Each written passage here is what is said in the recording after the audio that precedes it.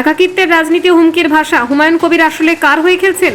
রাজনীতিতে কেউ যখন একা হয়ে পড়েন তখন তার ভাষা বদলে যায়। যুক্তির জায়গায় চলে আসে হুমকি, কৌশলের জায়গায় আসে চিৎকার। আজ হুমায়ুন কবির ঠিক সেই জায়গাতেই দাঁড়িয়ে। সামনে 2026-এর বিধানসভা নির্বাচন, অথচ মিম বা আইএসএফ কেউই তাকে পাত্তা দিচ্ছে না। সেই উপেক্ষার জ্বালাতে কি ভাঙড়ের নওশাদ সিদ্দিকীকে হারানোর হুঁশিয়ারি? প্রশ্নটা এখানেই। হুমায়ুন কবির কি সত্যি নওশাদের রাজনৈতিক প্রতিদ্বন্দ্বী, নাকি তাকে দুর্বল করার জন্য ব্যবহৃত একটি মোহরা? নতুন দল যে ইউপি খুলে বাবরি মসজিদের ভিত্তি স্থাপন করে একের পর এক আবেগী বার্তা ছুড়েও যখন জোশ রাজনীতিতে ঢোকা যায় না, তখন স্বাভাবিকভাবেই হতাশা আসে। সেই হতাশায় আজ সাংবাদিক বৈঠকে হুমায়ুনের মুখে ঝরে পড়ছে। নওশাদ নাকি বেশি চালাকি করছে, তৃণমূলের সঙ্গে অঙ্ক কষছে, এই অভিযোগ তুলে নিজেকে বিকল্প শক্তি হিসেবে দাঁড় করানোর চেষ্টা।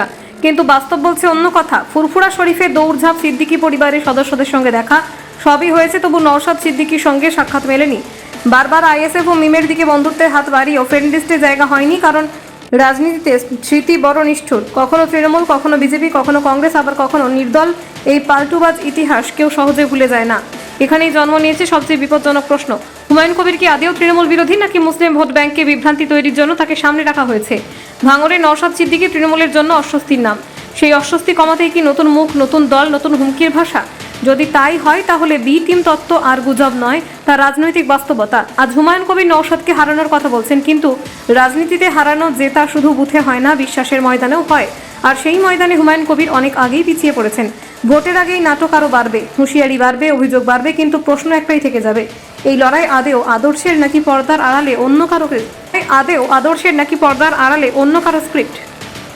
নওশাদ এতদিন তৃণমূলের প্রশাসনের কাছে দুবার অ্যারেস্ট হয়েছে।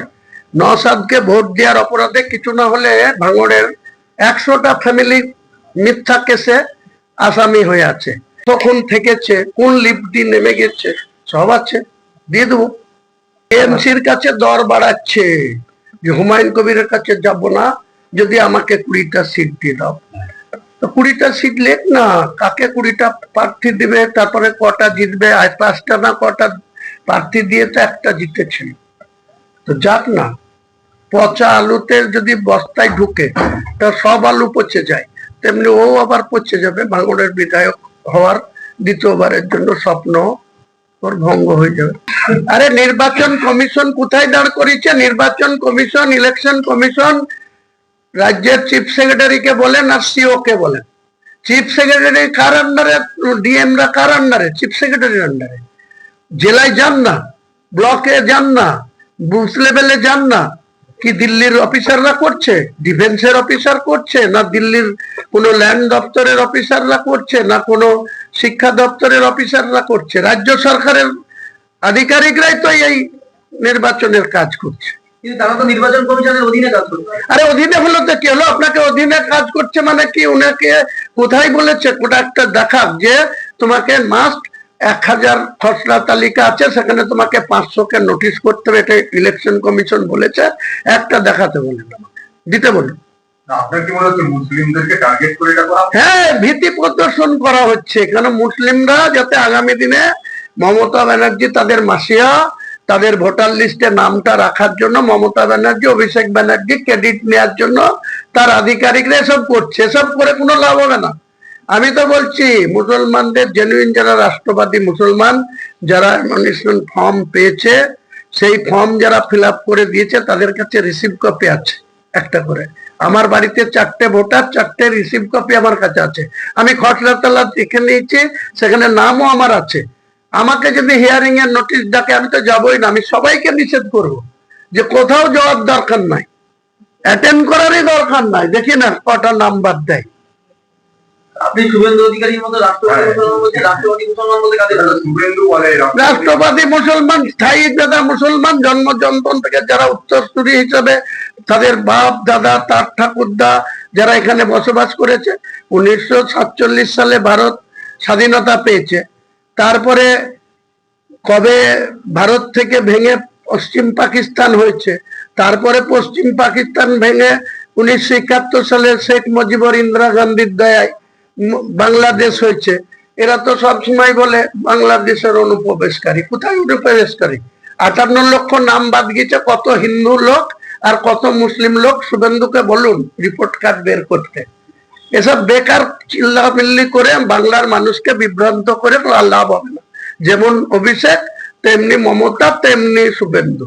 এরা বলছে যে সব বেআইনি অনুপ্রবেশকারী। কোথায় বেআইনি অনুপ্রবেশকারী? মুর্শিদাবাদ জেলায় 2 লক্ষ মতো লোকের নাম বাদ দিয়েছে।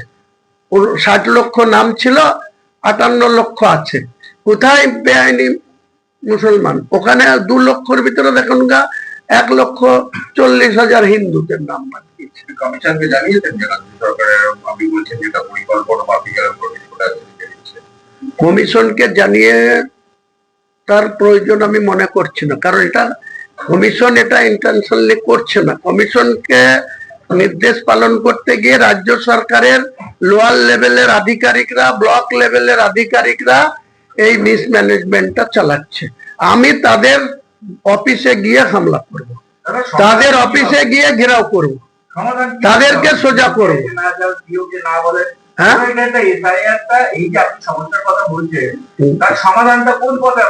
সমাধান অটোমেটিকলি হয়ে আছে। 58,20,000 বাদে সমস্ত নামের খসড়া তালিকা কোথাও পৌরসভায়, কোথাও পঞ্চায়েতে, কোথাও সরকারি বিভিন্ন দপ্তরের জায়গায় টাঙানো আছে। সেইটা অটোমেটিকলি জেনুইন ভোটার। এই 58,20,000 বাদ দিয়ে যে ভোটার, আর যেটা 18 বছর পুজবে যাদের 1/1/26-এ, তাদের যে নতুন ভাবে যে বার্থ সার্টিফিকেট দিয়ে যে ফর্ম ফিল আপ হবে, সেই সংখ্যাটা যা দাঁড়াবে সেটা 14 ফেব্রুয়ারি তালিকা প্রকাশ হয়ে যাবে। কিন্তু সম্পূর্ণভাবে যেমন বলেছিল এসআইআর করব না, যেমন বলেছিল ওয়াকফ নিয়ে কেন্দ্র সরকারের অ্যামেন্ডমেন্ট মানবো না, আবার বলেছিল যে আমি মুখ্যমন্ত্রী থাকতে আমি তোমাদের সব দেখে নেব। তারপরে আজকে কি করেছে? পিভি সেলিমকে রাতারাতি অর্ডার দিচ্ছে 7 দিনের সময় দিয়ে আলাদা একটা পোর্টাল চালু করে। এসব চালাকি দেখি ক্ষমতায় বসে। নওশাদ এতদিন তৃণমূলের প্রশাসনের কাছে 2 বার অ্যারেস্ট হয়েছে। নওশাদকে ভোট দেওয়ার অপরাধে কিছু না হলে ভাঙড়ের 100টা ফ্যামিলি মিথ্যা কেসে আসামি হয়ে আছে। সেই সব লোকরা কালকেও আমার সাথে ওই একটা জায়গাতে 50টা ছেলে দেখা করেছে, আজকে আবার 100টা ছেলে দেখা করবে। বলছে যদি এটা করে একে যে কিভাবে হারাবো, আপনি শুধু আমাদের একটু সাপোর্ট দিয়ে। নাম ভাই ওয়েট করো, কারোর জন্য কিছু খবর থাকলেও আপনাকে বলবো না। আপনি শুধু ওয়েট করেন 1 ফেব্রুয়ারির জন্য। কখন থেকেছে, কোন লিফট দিয়ে নেমে গেছে, সব আছে, দিয়ে দেবো।